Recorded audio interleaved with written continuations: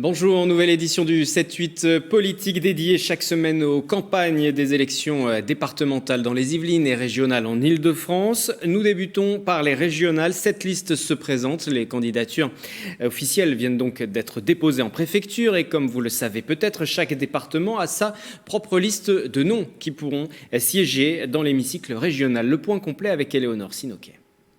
C'est officiel. Depuis lundi 17 mai au soir, les listes pour les élections régionales ont été officiellement déposées. En Île-de-France, 7 listes vont concourir pour la gouvernance de la région capitale. Tour d'horizon des têtes de liste candidats à la présidence, mais aussi des postulants yvelinois. Valérie Pécresse repart, présidente du Parti libre et présidente sortante du conseil régional. Elle est candidate à sa réélection avec la liste Île-de-France Rassemblée. Elle est également tête de liste dans les Yvelines. À ses côtés dans le département, pas de changement. Othman Nasrou, premier vice-président sortant et conseiller municipal d'opposition à Trappes, se place en deuxième position, suivi d'Alexandra Dublanche, adjointe au maire à Sartrouville et elle aussi vice-présidente sortante. Du côté de la majorité présidentielle, c'est le député du Val-de-Marne et rapporteur général du budget à l'Assemblée nationale, Laurent Saint-Martin, qui conduira la liste Envie d'Île-de-France pour La République En Marche. Dans les Yvelines, il a investi Jean-Noël Barrot, député MoDem de la 2e circonscription, en tant que tête de liste. Aurore Berger, députée de la 10e circonscription, se place à la 2e position. À gauche, l'ancienne journaliste et actuelle adjointe au maire d'Anne Hidalgo à Paris, Audrey Pulvar, se lance dans la bataille des régionales avec la liste Île-de-France en commun.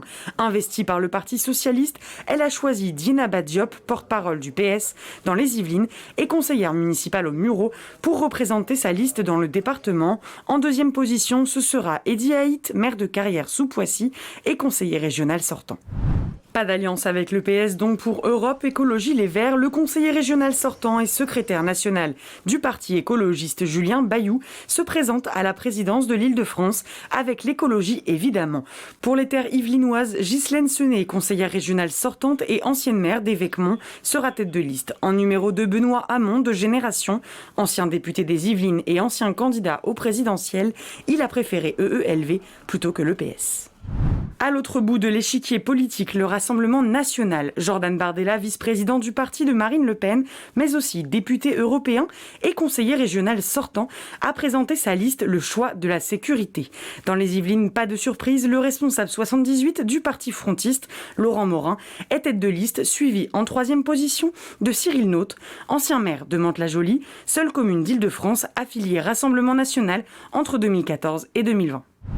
À l'extrême gauche, 2 listes. D'abord, Pouvoir vivre en Île-de-France, celle de la France insoumise, avec Clémentine Autain, députée de la Seine-Saint-Denis. Alliée au Parti communiste français, la liste a investi Nelly Dutu, ancienne maire de la Verrière et membre du comité exécutif du PCF, comme tête de liste yvelinoise. Sébastien Ramage, conseiller municipal LFI à Guyancourt, sera son numéro 2. Enfin, la 7e et dernière liste, Faire entendre le camp des travailleurs, est celle de Nathalie Arthaud, porte-parole de Lutte ouvrière. Dans les Yvelines, Jean-Pierre Mercier, l'ancien candidat Lutte ouvrière au municipal 2020 à Poissy, est tête de liste. En numéro 2, une factrice à la retraite, Hélène Janissé.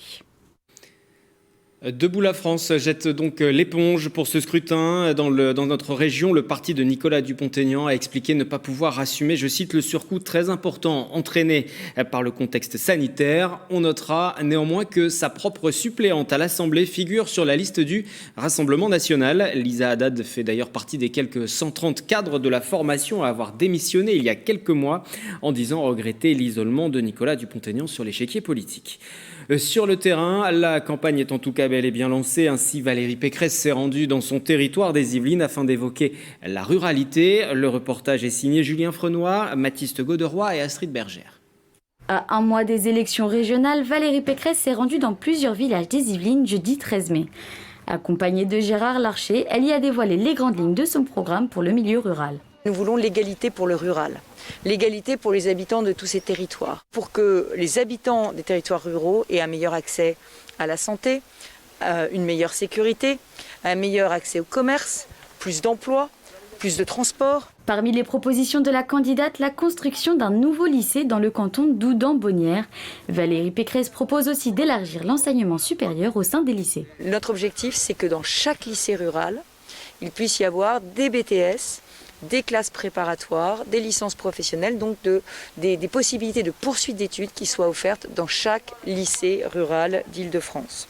Un nouveau mandat que Valérie Pécresse souhaite aussi axer sur le numérique. Nous continuerons le programme Un ordinateur par lycéen et par enseignant pour que tous nos lycées soient 100% numériques.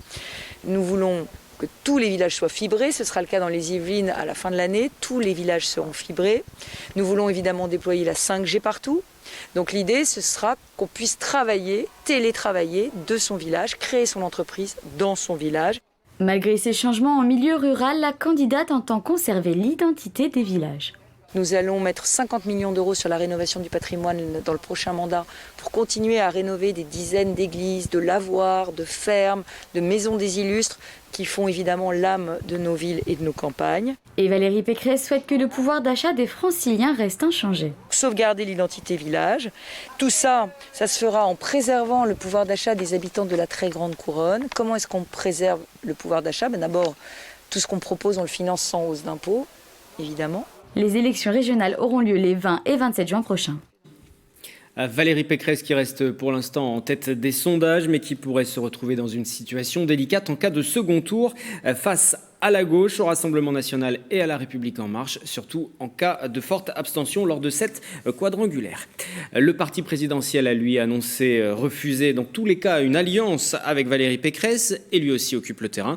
Laurent Saint-Martin a envoyé sa tête de liste dans notre département. Jean-Noël Barrot a abordé la question des transports lors d'un déplacement que nous avons suivi. Nicolas Kyrilovitz. C'est toujours le même nerf de la guerre en Île-de-France. Les transports restent l'une des préoccupations majeures des habitants.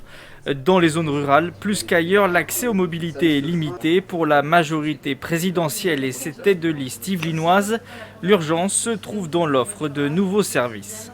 Il faut qu'il y ait de l'équité territoriale. On ne peut pas avoir une différence de service alors qu'on paye les mêmes impôts dans le sud Yvelines par rapport au nord des Yvelines, dans les Yvelines par rapport à d'autres départements, voire même plus. Donc on a vraiment besoin d'avoir cette équité territoriale-là. Gratuité des parcs relais, ça je crois que c'est vraiment un point qui est essentiel dans le sud de notre département.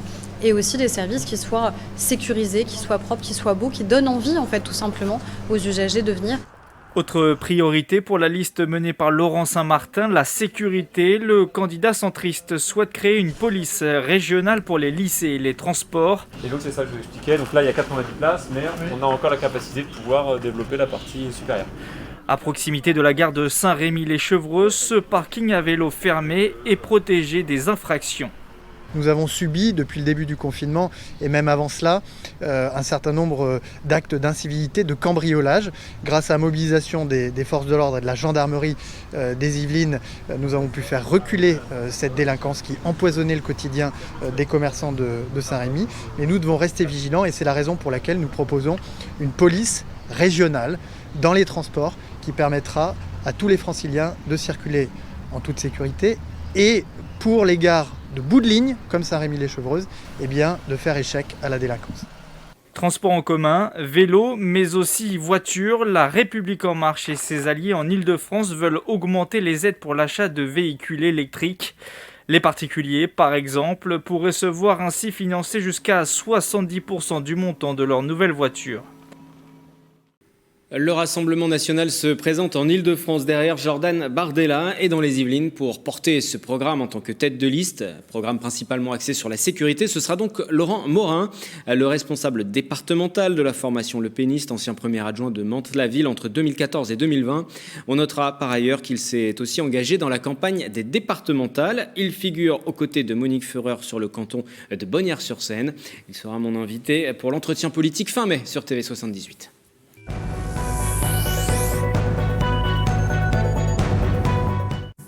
Évoquons à présent les départementales. Dans le sud des Yvelines, dans le plus grand canton du département, celui de Rambouillet, 4 listes s'affrontent.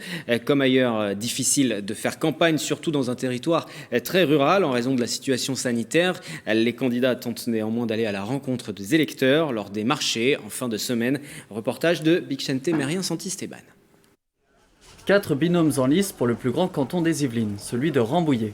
La campagne pour les élections départementales a démarré. Samedi dernier, les candidats sillonnaient le territoire du Sud-Yvelines pour présenter leurs idées, à l'image du binôme Clarisse Demont et Geoffroy Bax de Kitting, candidats sur la liste Ensemble pour les Yvelines, de la majorité sortante.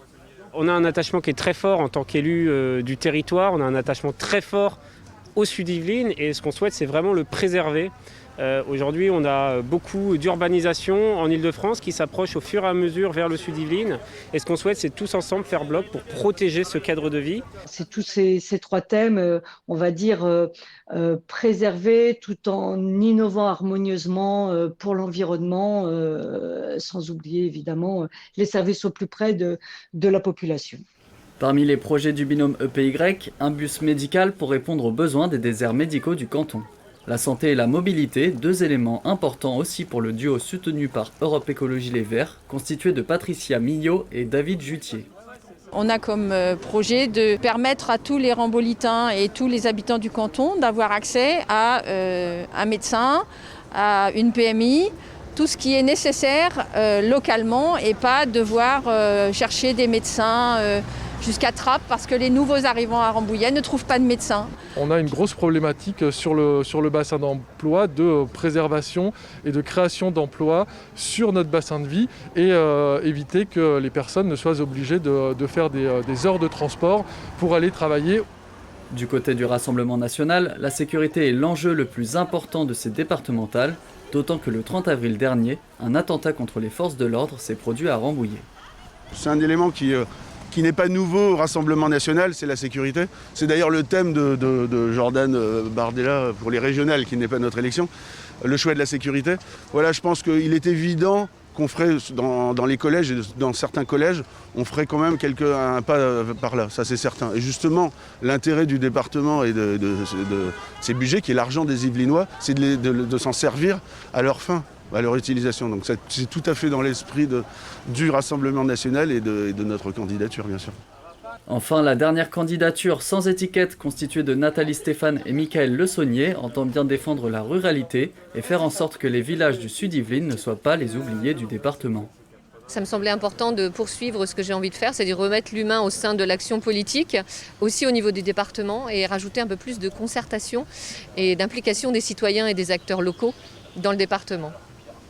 Et moi, en parfaite complémentarité avec Nathalie Stéphane, moi je suis vraiment pour que le département prenne le virage du développement durable et qu'aujourd'hui on ait enfin une politique où le développement durable n'est pas une entité en soi, mais surtout quelque chose de transversal et qui intègre en fait toutes les compétences du département. 4 binômes qui dévoileront au fur et à mesure leur programme complet, un mois de campagne où les restrictions sanitaires en vigueur contraindront les candidats à trouver des solutions pour couvrir au maximum le canton. Fin de ce 7-8 politique, à voir en replay sur notre site internet, à suivre également en replay et sur notre antenne, notre émission Entretien politique. Je recevrai prochainement Nelly Dutu, tête de liste Yvelines au régional avec Clémentine Autain. Et puis pour l'hebdo politique, lui, Nicolas Kirillovitz, il recevra prochainement Ghislaine Senet, la tête de liste Yvelines Europe Écologie Les Verts avec Julien Bayou. À bientôt.